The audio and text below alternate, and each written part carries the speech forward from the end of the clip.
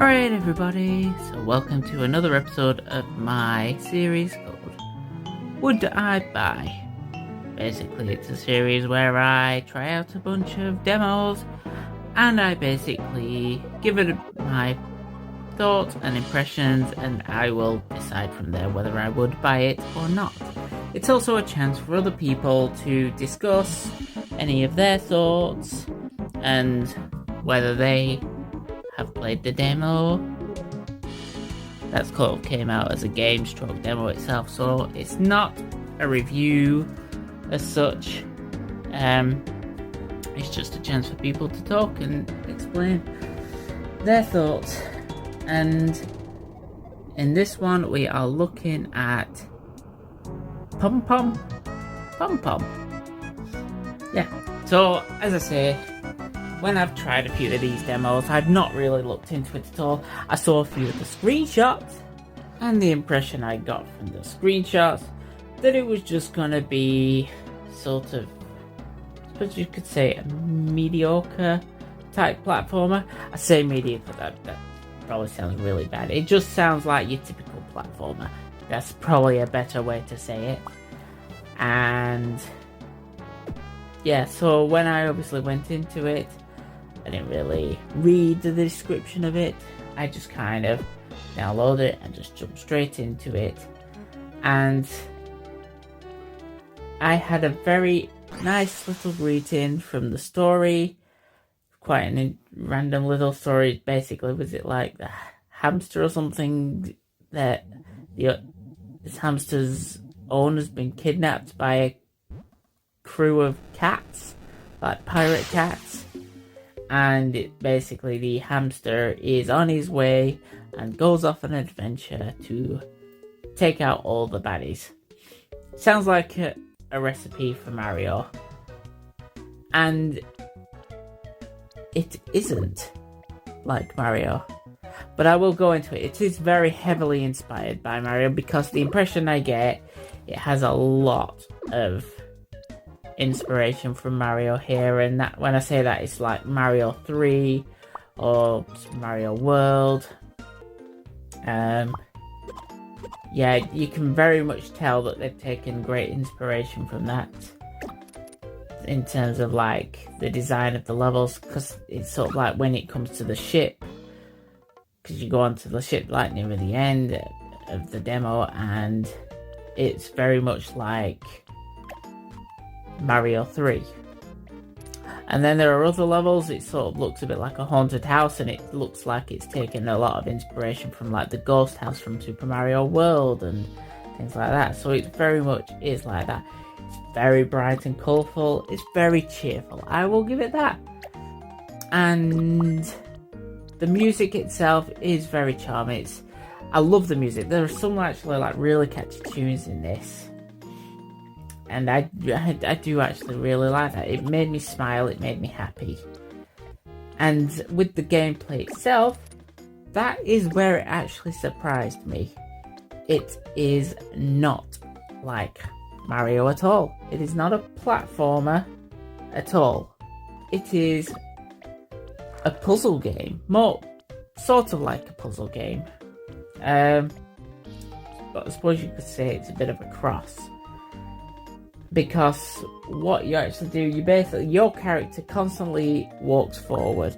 So basically, he's a lemming.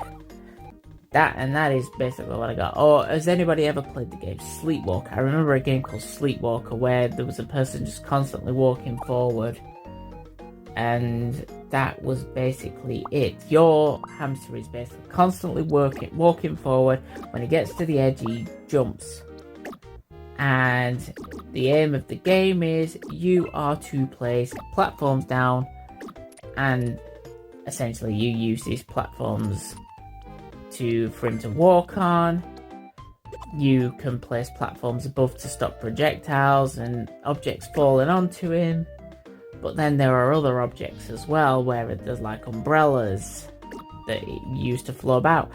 And, you know, the controls are very simple. It's pretty much you can pull down, the left trigger to freeze time. And essentially that gives you free time about to sort of place the objects. And yeah, so it's a very, very simple concept. It's basically like just lemons pretty much, because you obviously get a limited supply of these objects, so you have to be like really cautious when placing them. And it doesn't seem like there's any specific order, because there's obviously other collectibles in it.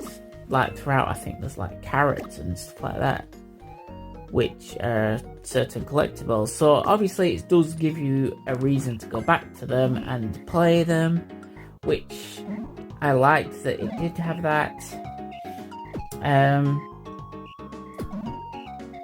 So when I obviously started playing it, I thought, okay, yeah, this is fine.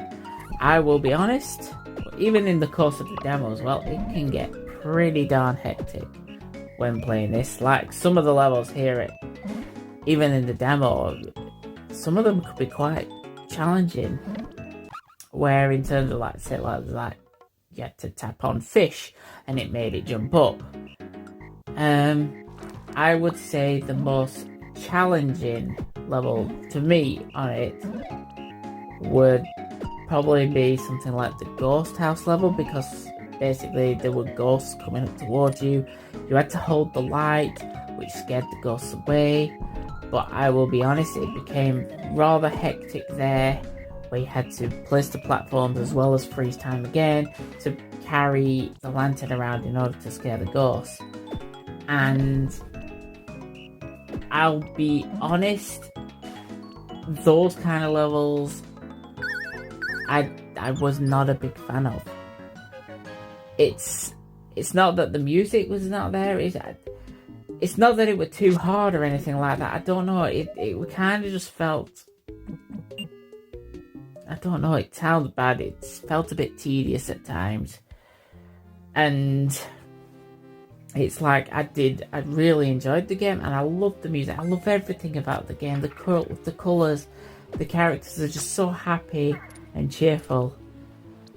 And a lot of the levels were really good. What is it in the demo? There's about, I can't even remember, maybe like 7 or 8 levels. You probably have seen it on the map. It basically shows a dot for every map, for every level on it. So yeah, maybe about 6 or 7 levels, something like that in the demo. And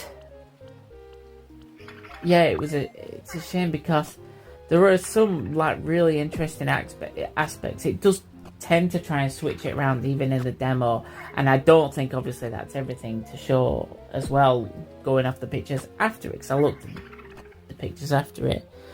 So it seemed like some of the levels were good, and then there was the odd level that I just kind of was not a big fan of.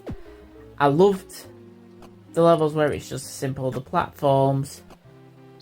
I like the level where you had to snip vines. That was a good level. And I loved the music in that as well. That was so charming, that. And it was very reminiscent of something from the 90s. Obviously, you've got your 2 graphic options as well, where you can have it pixelated or smooth. I obviously chose smooth because I just thought of it as a HD remaster of something. But that's just it. I kind of felt that by the end of the game, I was just kind of wanting it to... I was wanting the break by the end there. And it seemed like there were a few good levels, but then there are some where it kind of just like... it got a little bit tedious. For example, that being the ghost house level. At least for me. Because it just became so like having to move the lantern so much and stuff like that, and it kind of just felt a bit like it just didn't feel fun. And it is a shame, because it's sort of like levels like that I kind of felt pulled it down a bit. But then obviously you get your other levels where it was your cutting, and that I thought that were actually quite interesting and fun, because you had to like snip to avoid the enemies. So when it comes to if I would buy, I think think it would come down to a price point on this one, because it didn't show the price. Now, if this is a game where it's I don't know, let's just say about between £6 to £10, I probably would buy it, because that to me would be reasonable, pretty cheap, to be honest. Okay, I'll maybe go up to no, £11-12, I don't know. I'll say that would be a reasonable price to actually go into this and play it as is, because it would be one of those that I pick up every now and then as well.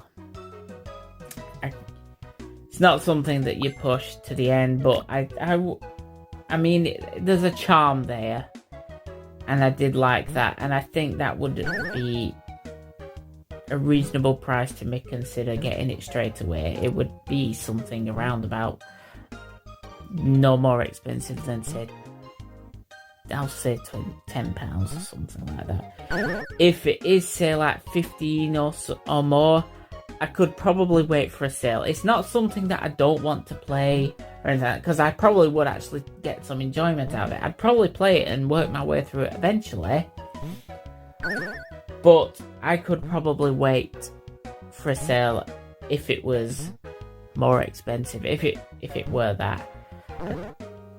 I hope you know what I mean there, right? I'm not very good at explaining myself in that situation.